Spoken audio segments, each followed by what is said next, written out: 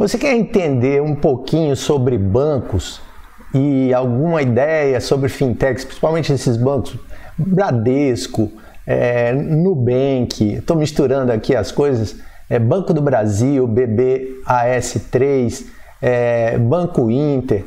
Você quer entender um pouquinho do funcionamento? Então vou bater um papo hoje sobre isso. É um papo curto, a gente vai trazer algumas ideias, eu vou conversar um pouquinho com você sobre uma experiência que já tem algum caminho, né? Eu mexo com o sistema financeiro, comecei a trabalhar em banco em 1989.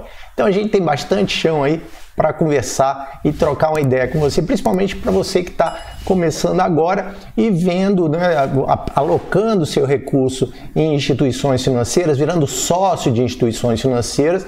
Lógico, aqui eu não estou falando para quem quer ser especulador de preço de ação, mas quem quer ser sócio para entender um pouquinho de como é que funciona, qual é a ideia por trás, quer dizer, qual seria a vantagem do Nubank com relação ao banco tradicional, como Itaú, Itube 4, Itube 3. Então, qual seria a vantagem de você optar por um banco digital e tal, dos quais eu acho que nós temos uma série deles operando aí no Brasil, mas o mercado é bastante difícil e a gente vai conversar um pouquinho sobre isso. Depois eu vou fazer um outro vídeo conversando sobre crédito mais especificamente, mas nesse aqui eu vou falar, dando uma ideia geral do funcionamento de uma instituição financeira. E para começar, eu quero dizer o seguinte: o primeiro ponto que você tem é que quando você precisa entender qual é a geração de receita dos bancos. Muita gente olha assim e diz assim, poxa, mas o banco gera receita com empréstimo e tal.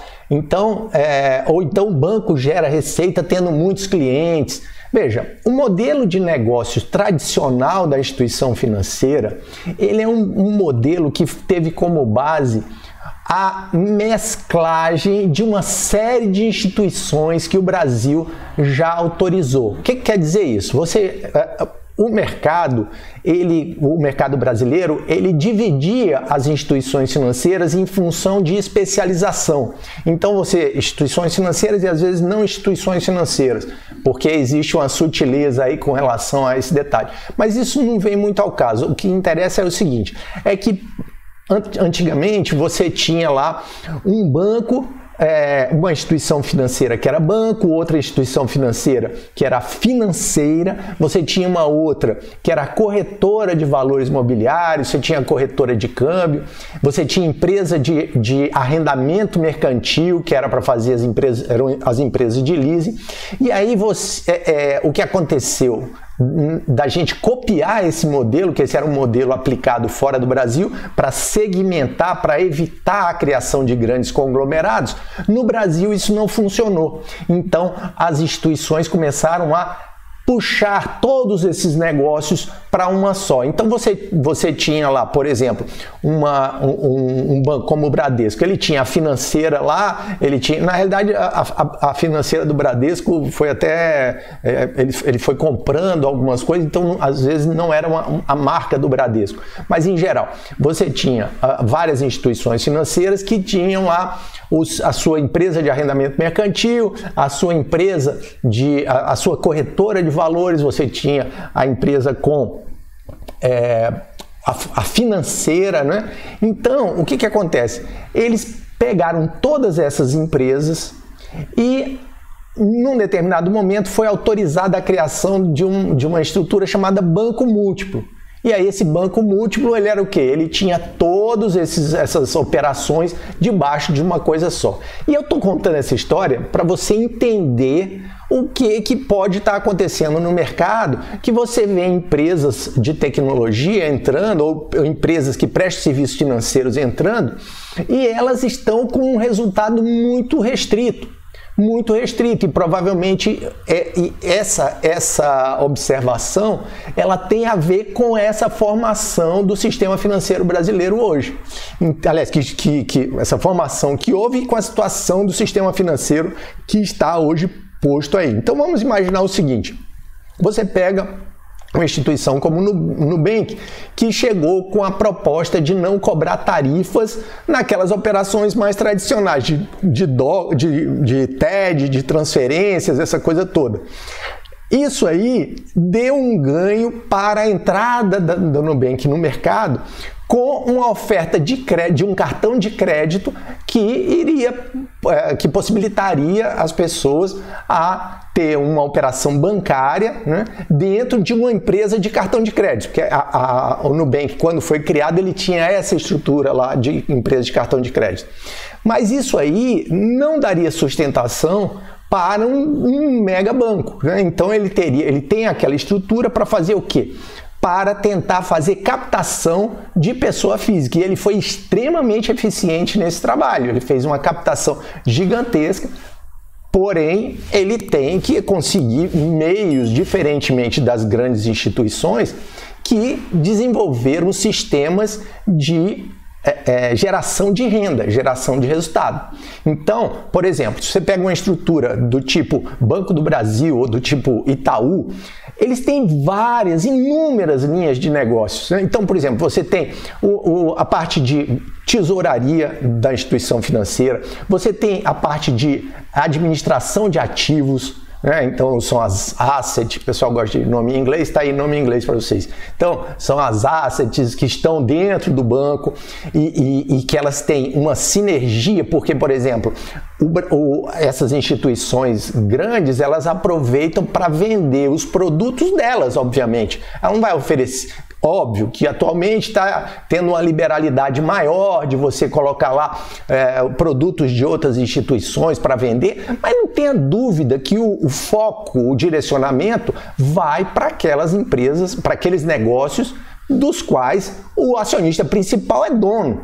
Ele não vai ficar direcionando você para comprar outros produtos, a menos que ele bote isso como uma válvula de escape, ou seja, para evitar que você saia daquele conglomerado.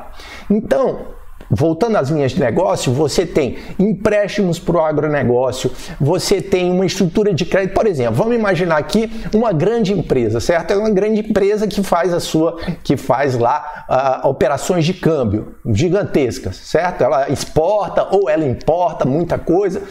Imagina como funcionaria essa grande empresa numa instituição como o Nubank. Quer dizer, atualmente ele não tem essa estrutura, ele não tem essa possibilidade de geração de renda, ele não tem essa fonte de negócio. E essa fonte de negócio gera um monte de outras coisas, né? Gera um monte de outras coisas. Então, por isso que você tem essa situação, né? Aí vem lá, por exemplo, uma instituição que já tem uma abrangência maior em termos de produtos, seria o Banco Inter, né? Que ele tem lá ele tem uma corretora operando dentro do próprio sistema. O Nubank até trouxe para ele lá uma estrutura ele adquiriu uma corretora, né, que era a Easy Invest, e está consolidando, mas você ainda tem um certo atrito lá, uma fricção lá, que você não tem ainda um movimento tranquilo, quando você vai sair de um para ir para o outro, tirar dinheiro de um para o outro. Do Nubank é sempre fácil você fazer transferência de recursos, né? Os recursos saem facilmente. Mas vamos dar uma olhada agora. Então, entendido isso, a gente precisa perceber que o negócio dinheiro é uma coisa bem mais ampla do que simplesmente você pegar e passar os recursos para você pegar e administrar as contas das pessoas. Isso é um modelo de negócios novo, né, do ponto de vista de tentar obter informação, ou seja, vamos ver se esse sistema de informação, de você ter dados das pessoas, auxilia ou cria valor para a instituição, mas o problema não é esse, é você transformar isso em resultado, principalmente com a celeridade que as pessoas têm nos investimentos. Então o cara quer botar o dinheiro hoje e ficar rico amanhã. E isso aí, nesse modelo que essas empresas novas estão trazendo, ainda não está consolidado. Então vamos agora dar uma olhada num detalhe aqui, que é o seguinte. como que é o atendimento dessas empresas. E aí é um ponto super interessante para a gente dar uma olhada. Por quê? Porque vários bancos digitais, vários bancos estão sendo criados. Eu não vou olhar para os bancos digitais hoje, salvo talvez o Inter, porque ele está aqui nessa lista, mas eu quero dar uma olhada nos bancos em geral com relação ao atendimento. Então, quando você pega, vou dar um relatório aqui para vocês, que é o relatório do Banco Central. Só aqui, olha, o relatório do Banco Central, que ele está dentro dessa... Porque é difícil pra caramba você achar isso no site, você pode procurar ranking de reclamações do Banco Central, ranking de reclamações dos bancos no Banco Central, mas se você quiser ir lá pelo site, você vai no Home, Estabilidade Financeira, Sistema Financeiro Nacional, ranking do... ranking do BC e ranking de reclamações. Aí tá aqui, ó. Isso aqui tem que lembrar sempre que eu estou gravando esse vídeo aqui numa época que o banco Banco Central está de greve, né? Então ele está de greve, tem alguns dados que não estão atualizados. Então a última vez aqui que ele saiu, vamos dar uma olhada na lista completa, ranking de bancos e financeiras, e aqui esse ranking ele é feito mais ou menos assim, é a quantidade de reclamações dividido pelo número de clientes. Então isso, por exemplo, você pega bancos como Bradesco aqui, Santander, que tem um monte lá de clientes, né? A Caixa e tal, você dá, Banco do Brasil, Itaú, eles estão lá na 11ª, 12ª posição. Então são instituições que, apesar de serem gigantes, elas estão, em termos proporcionais, tendo muito menos reclamação do que uma instituição como o C6 Bank, né? E como o BMG, por exemplo. Tá aqui, isso aqui não sou eu que estou inventando nada, isso aqui é uma relação aqui do Banco Central. E o BTG Pactual aqui no Banco Pan. O que a gente vai observar também, ó, você vê, o 4º lugar já é um banco digital, supostamente, né? Então tá aqui, ó, o Inter aqui no 4º lugar aqui das reclamações e tudo mais. Então você vai observar que tem muita reclamação quer dizer, isso aqui são as chamadas reclamações procedentes e tudo mais. E eu aconselho, não tome esse relatório exclusivamente como base, mas visite outra vez para ver quando eles atualizaram, porque aqui tem uma data de atualização, e isso aqui é trimestral que eles fazem essa atualização, e provavelmente eles estão com alguma informação defasada. Mas mesmo assim, já dá para a gente olhar. Você vê que o Bradesco já vem no 5º e o Santander no 6º aqui, né? Então, bom, você tem lá, ó, aqui o PagBank no 10º lugar, depois depois da Caixa, vem o Banco do Brasil em 11º, Nubank em 14º, quer dizer, ele está com uma situação, o Nubank está dando um atendimento para as pessoas bem satisfatório do ponto de vista do ranking das reclamações, né? Para a quantidade de clientes que o Nubank tem, isso aí está ponderado por essa quantidade, ele está passando muito bem, porque ele não está lá no topo para um monte de clientes lá que ele tem. Muito bem. Então, esse é um detalhe que eu acho que é importante você que vai investir em instituições financeiras como o Banco do Brasil, BBAS3, como você vai investir no Banco Inter, né, no BID11, quando você vai investir no Itaú, no Itube 4, ou você vai investir no Itube 3, ou você vai investir na Itaúsa, né? Você entender, a Itaúsa é uma holding, mas assim, 90 e tantos % do resultado da holding vem do Banco Itaú. Então ela basicamente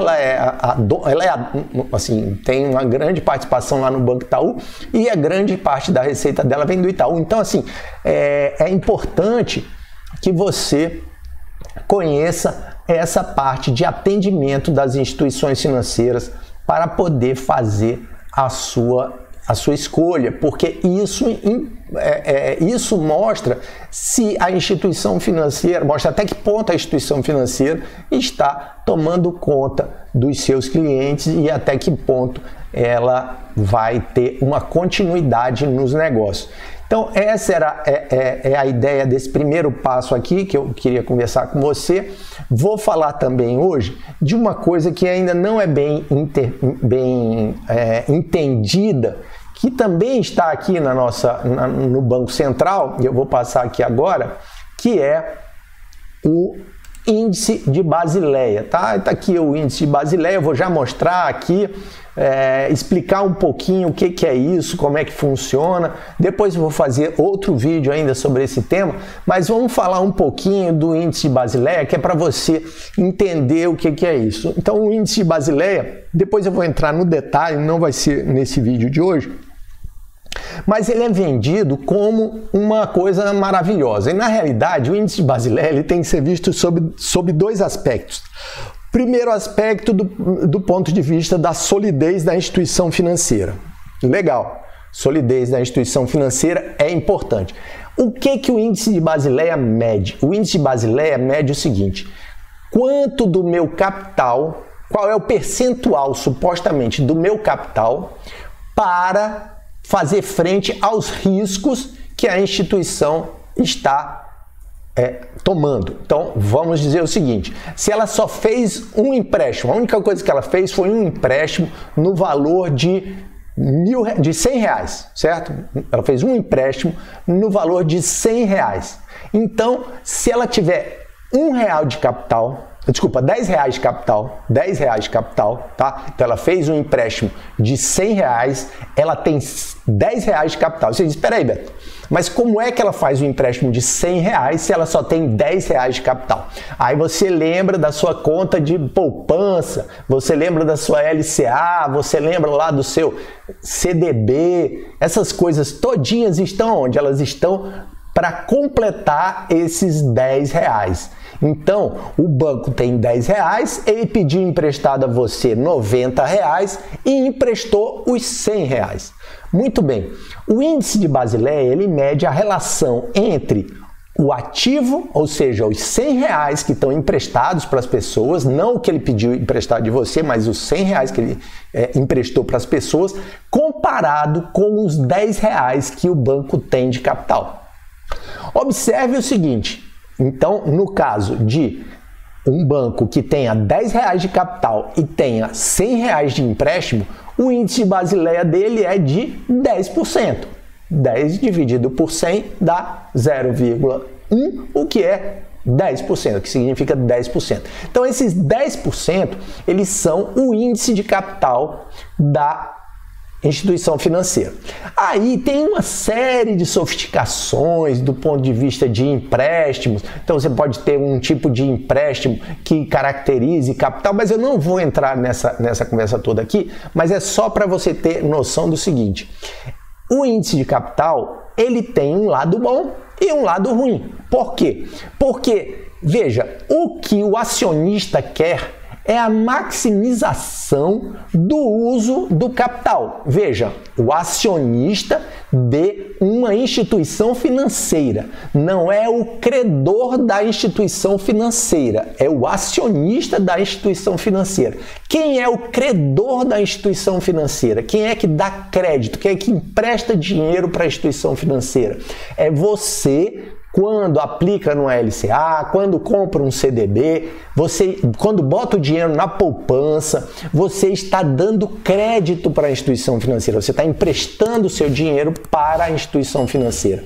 Então, desse ponto de vista, quando você olha para o índice de Basileia, você quer dizer o seguinte: olha, se os empréstimos aqui derem errado, quanto que o dinheiro do banco vai ser usado antes do meu? Porque, veja bem, vamos imaginar que ele tenha feito um empréstimo de R$100, um único empréstimo de R$100, ele tinha lá R$10 de capital dele e ele pegou R$90 emprestado. Se esse empréstimo de R$100 não for pago, o que vai acontecer com você? Você não vai receber o seu dinheiro, ponto. Se tivesse sido a única pessoa que emprestou os R$10, o que ia acontecer? Os R$90, você ia perder, ele ia perder todo o ativo, o cara não pagou, o banco não recebeu, ele vai olhar para você e vai dizer: desculpa, quebramos, eu quebrei e você não vai receber o seu dinheiro. Ponto. Muito bem. Agora vamos imaginar o seguinte, que você está olhando isso aí do ponto de vista do credor. Então o que você quer olhando para o índice de Basileia? O que você quer quando você olha para o índice de Basileia é ver ali uma garantia, né? Quanto maior dinheiro do acionista no banco, mais ele está no jogo, certo? Mais ele está no risco, mais ele tem que tomar cuidado com os ativos que ele está gerando. É diferente dele ter R$1 e pedir 99 emprestado. Aí ele está com R$1 lá, se der certo, bem, se não der, tchau, babau, abraços.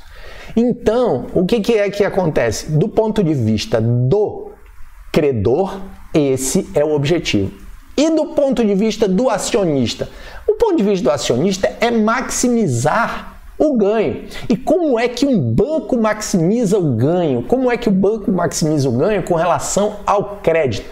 É ele ter, com base no capital que ele, vamos supor, a gente se junta aqui, a gente só tem, sei lá, R$100 mil para fazer um banco. Vamos botar um banco aqui com 100 mil.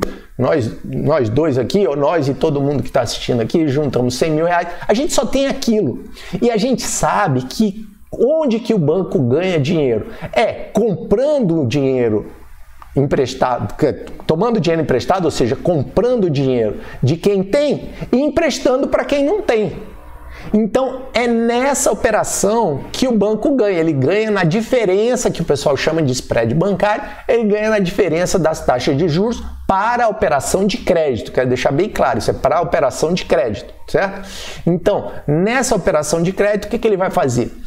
Ele quer, com o mínimo de capital que ele tenha, poder captar, poder conseguir dinheiro emprestado o máximo possível para poder emprestar o máximo possível. Porque quanto mais ele emprestar, mais ganho ele terá. Mais ganho ele terá, porque ele vai ganhar o spread sobre um montante maior. E aí, obviamente, o acionista quer o quê? Maximizar, ele quer ter o índice de Basileia, mas ali no limitezinho, obviamente, que ele não pode fazer muito isso. Por quê? Porque existem os credores. Então ele tem uma pressão dos credores que estão olhando ali para o índice de Basileia dele e não vão botar muito dinheiro no banco se ele estiver ali no limitezinho, entendeu? Então ele vai jogar lá, mas ele tem que estar no mínimo, tá? No menor índice de Basileia aceitável pelo credor. Menor, obviamente, dentro da regra, né? Porque existe uma regra imposta pelo Banco Central, tem que ter lá tanto. Então, a partir daquilo, porque eu estou falando tanto porque cada Banco Central do mundo estabelece lá um determinado padrão, tem coisas que eles contam de um jeito e conta de outro em outro lugar. Isso aí vamos dizer assim, são minúcias que não interessam aqui no momento. Interessa que ele vai ter que cumprir a regra do regulador e, mais do que cumprir a regra do regulador, ele vai ter que estar de olho em como o credor do banco está vendo o banco. Como o credor do banco está vendo em termos de qualidade da instituição. Então, não adianta lá, porque, por exemplo, uma coisa linda seria eu ter um índice de Basileia de 90%. Né? Pô, que banco bacana e tal. Não, é uma porcaria um banco desse, porque, veja, só se ele tiver muita renda em outros negócios, mas ele está desperdiçando capital, desperdiçando o dinheiro que está ali dentro. Por quê? Porque com aquele capital, no lugar de estar fazendo, sei lá, 100 de empréstimo, ele poderia estar fazendo 1.000 e ganhando 10 vezes mais, certo? Então, ele gerando 10 vezes mais o lucro em cima das operações de crédito. Vamos dar uma olhadinha aqui, já falei um bocadinho, vamos dar uma olhadinha aqui nos índices de Basileia aqui. Né? Então aqui você tem, deixa eu abrir aqui um pouco mais, essa informação ela está desatualizada aqui porque o Banco Central, como eu falei, tá de greve, né? Então o último que eles têm lá, setembro de 2021, então eles precisariam atualizar o de dezembro, né, de 2021, mas aí é que a gente vê, ó, por exemplo, a instituição financeira, tal, cidade, e aqui a gente vai ver o capital principal. Não vou entrar nesse detalhe, a gente vai direto para o índice de Basileia, tá? E depois outra hora eu faço um vídeo mais específico sobre o índice de Basileia. Vamos dar uma olhada aqui no índice de Basileia, tá aqui, ó. Então a gente vai ver aqui, ó, o Itaú, tá? Itaú. O prudencial do Itaú está aqui em setembro, ele estava com 14,71 aqui, 14,71. Vamos ver um outro aqui. O Banco do Brasil, ele estava com uma Basileia aqui de 19,34%. Aí você pega o Santander, 14,30%. Aí você pega a Caixa, né? Tá aqui embaixo, 20,7%. Bradesco, tá aqui, ó, 15,18%, certo? Então aqui a gente tem o índice de Basileia de cada uma dessas instituições, ó, o BTG Pactual aqui também na faixa de 16 aqui, né? Isso aqui o conglomerado como um todo, né? Enfim, aqui você acha, onde é que você acha isso? Você acha no IFData, tá? Você procura lá no seu buscador IFData para achar essa informação. Então, se você é investidor de banco, aproveita esse vídeo, foi um bate-papo aqui, foi um bate-papo inicial, a gente vai fazer outro em função desse gostinho especial que eu tenho pelas instituições financeiras por estar tanto tempo acompanhando o desenvolvimento desse mercado. E se você gosta desse conteúdo e não tem inscrição no canal, inscreva-se para ajudar o canal a ter o maior número de visualizações, ser mostrado mais pelos algoritmos aí do YouTube, que gosta muito, né, de inscritos, gosta de curtidas. Então, se você quiser deixar a sua curtida aí, será muito bem-vinda. E gosta também de comentários. Diga aí no comentário de onde você é, ou então diga aí se você investe em alguma instituição financeira. E a gente se vê no próximo vídeo. Até lá!